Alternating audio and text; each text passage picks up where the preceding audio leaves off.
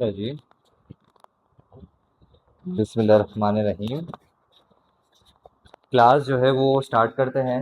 Question ये था, right the essentials of establishing a business house या फिर बिजनेस प्रॉब्लम। यानी कि अगर हम एक कारोबार वजूद में लेके आ रहे हैं तो उस कारोबार को वजूद में लाने के लिए हमारे हमारे ऊपर क्या दुश्वारियां, क्या मुश्किलात पेश आएंगी, या फिर एक कारोबार शुरू करने से पहले किन चीज़ों का ख्याल या किन चीज़ों का ध्यान जो है वो रखना चाहिए है।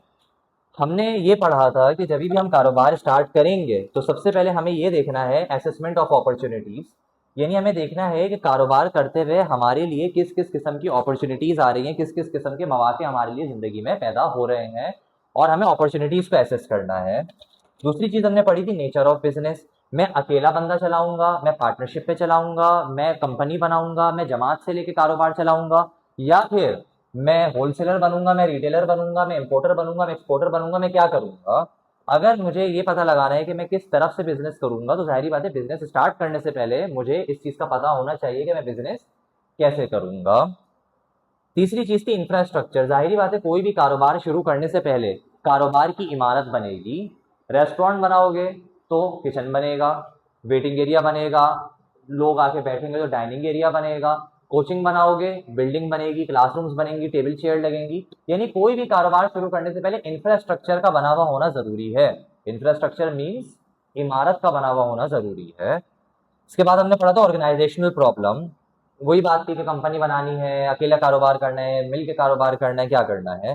Future of business. कोई भी कारोबार अगर मैं कर रहा हूँ तो मुझे ये सोचना है कि मुस्तकबिल में जो है वो कारोबार का फ्यूचर यानी कि मुस्तकबिल क्या होगा, कारोबार का क्या क्या होगा, मुस्तकबिल क्या होगा। मिसाल के तौर पर मैं आईफोन का काम शुरू करता हूँ। मैंने आईफोन 17 उठा लिए स्टॉक में बहुत सारे, लेकिन अगर अभी आईफोन 18 आ गया सितंबर में तो मेरे तो आईफोन 17 के बैठे बैठे रेट गिर जाएंगे। तो कारोबार स्टार्ट करने से पहले ये भी सोचना है कि जो मैं कारोबार कर रहा हूँ उसका मुस्तकबिल में क्या लेना देना होगा। बाकी है आगे की चीज़ है फाइनेंस और रेजिंग कैपिटल। कारोबार शुरू करने से पहले पैसा होना ज़रूरी है। फाइनेंस। कारोबार की सबसे बड़ी प्रॉब्लम क्या है? पैसा। कि पैसा नहीं है तो कारोबार कर ही नहीं सकते। तो कारोबार शुरू करने से पहले किस एक मसले का हल करना है, पैसा लेके आना है किसी तरीके से। कारोबार में पैसा कितने तरीकों से जाता है? 3 तरीकों से। कारोबार में पैसा कितने तरीकों से जाता है? 3 तरीकों से। पहला तरीका कहलाता है कैपिटल, दूसरा तरीका कहलाता है लोन, और तीसरा तरीका कहलाता है रिटेन्ड अर्निंग्स। इन तीनों का मतलब क्या है जरा समझते हैं। मैं एक कोचिंग सेंटर स्टार्ट कर रहा हूँ। इस कोचिंग सेंटर को स्टार्ट करने के लिए मुझे चाहिए कितने? 1 लाख रुपए। मैं अपने घर से 1 लाख रुपए लेके आके अपने कारोबार में डाल रहा हूँ। यानी मैंने लाख रुपए घर से लिए, अपनी जेब से निकाले और अपनी जेब से निकाल के कारोबार में पैसा लगाया। इसे कहते हैं कैपिटल। इसे क्या कहते हैं?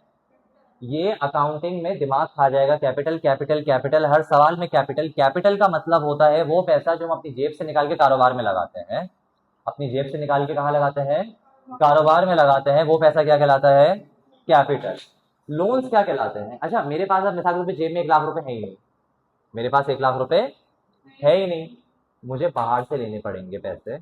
मैं किसी को कहता हूँ यार मैं कोचिंग स्टार्ट करूँ, मुझे लाख रुपए दे दो उधार, 6 महीने में मैं रिटर्न कर दूंगा तुम्हें। लाख चलो लाख 10 दे दूंगा तो मैं रिटर्न कर दूंगा। तो मैं पैसे तो लेके आया लेकिन मैं अपनी जेब से लेके नहीं आया, मैं किसी से उधार लेके आया। तो ये क्या कहलाता है? लोन्स कहलाता है। तीसरा तरीका है रिटेन्ड अर्निंग्स। मेरे पास थे 50,000। मेरे पास कितने थे? 50,000। मेरे पास लाख रुपए नहीं थे। मैंने कहा यार अल्लाह का नाम लेके बिजनेस शुरू कर देते हैं, 50 में शुरू कर देते हैं। 50 में मैंने बिजनेस शुरू किया। पहले महीने में मेरे पास फीसेज आई 60,000। 10,000 का क्या हुआ मुझे? प्रॉफिट हुआ। अब बजाय इसके कि मैं ये 10,000 रुपये प्रॉफिट अपने घर लेके जाऊं और इससे चीजें खाऊं, ये 10,000 रुपये मैं वापस से कारोबार में लगा दूंगा। तो पहले मैंने कितने लगाए थे कारोबार में? 50। 50 से कमा के कितने बनाए? 60। 60 यानी कि 10 का प्रॉफिट हुआ, 10 वापस से कारोबार में लगा दिए। 60 लगे ना कारोबार में, अगले महीने 80,000 फीसें आ गई, 20,000 का मजीद प्रॉफिट हुआ। मैंने 20,000 रुपये वापस कारोबार में लगा दिए।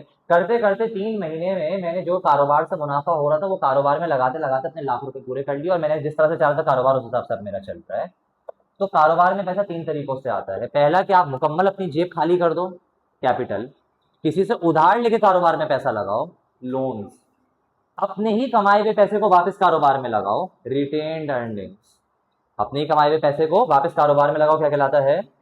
Retained earnings. ठीक है, तो फाइनेंस बिजनेस के लिए चाहिए होता है। Finance is the life blood of business, मतलब खून है कारोबार का। पैसा, पैसा नहीं है तो कारोबार हो ही नहीं सकता।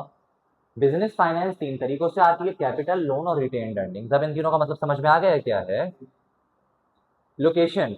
अच्छा, अब जाहिर सी बात है, मैंने जब यहाँ पर कोचिंग ओपन किया तो मैंने सबसे पहले देखी लोकेशन, कि ये बिल्कुल मेन लोकेशन है, यानी कि यहाँ पर दूर दूर तक कोई भी, मतलब सिर्फ एजुकेशनल इंस्टीट्यूट्स ही हैं, कोई दूसरी चीज़ नहीं है। मैं अगर एक रेस्टोरेंट ओपन करता हूँ तो रेस्टोरेंट के लिए मैं देखूंगा मैं किसी फूड स्ट्रीट पे रेस्टोरेंट ओपन करूँ, मैं हुसैनाबाद की फूड स्ट्रीट पे रेस्टोरेंट ओपन कर लूँ, मैं बंस रोड पे ओपन कर लूँ, मैं मस्कन की फूड स्ट्रीट पे रेस्टोरेंट ओपन कर लूँ। पता चल रहा है कि लियारी नदी के बराबर में मैं अपना एक रेस्टोरेंट खोल रहा हूँ, कहाँ से चलेगा? लोकेशन ही जब फजूल है तो बिजनेस तो चल ही नहीं सकता है। कोई भी बिजनेस चलाने के लिए उसकी लोकेशन प्रॉपर होनी चाहिए। अब जैसे कि एक बात थी ना कि वो डिफेंस में एक लड़का जो है वो दारबन बेच रहा था, शलवार में डलता है ना दारबन। अब 10 लोगों के पास जा रहे हैं, कोई खरीद ही नहीं रहा दारबन डिफेंस में। पूछा ये गया, एक बंदे ने उसको बुला के कहा कि भाई तुम क्या बेच रहे हो दारबन यहाँ पर? यहाँ तो कोई दिख रहा है कमीज शलवार वाला, तो पैंट शर्ट बेचो यहाँ पर, जहाँ की एंट्री है उस हिसाब से। मस्जिद के बाहर खड़े होके आप मिसवाक का ठेला नहीं लगाते, आप अतर का ठेला नहीं लगाते, आप चर्च बेचते हो, बिकेगी? नहीं बिकेगी ना। तो लोकेशन चाहिए भाई। चर्च बेचनी है, डीएचए बीएचए में एक अड्डा बना लिया आपने, चर्च बेचो वहां पर जाके। तो कोई भी, हाँ होता है ऐसे ही। यूनिवर्सिटी के बाहर अड्डा लगाओ, यूनिवर्सिटी के बाहर जो है वो आप टोपी पहन के इतर और तस्बीह लेके बैठ गए, लोग देखेंगे भी नहीं आपको। आप सिगरेट के डब्बे रखो यूनिवर्सिटी के बाहर, आप वेब की फ्लेवर रखो, शो वाली सेल होगी। कोचिंग के बाहर तो लगवा रहा हूँ मैं, नहीं नहीं, कोचिंग के बाहर तो मैं लगवा रहा हूँ खुद ही। तो location, success of the business.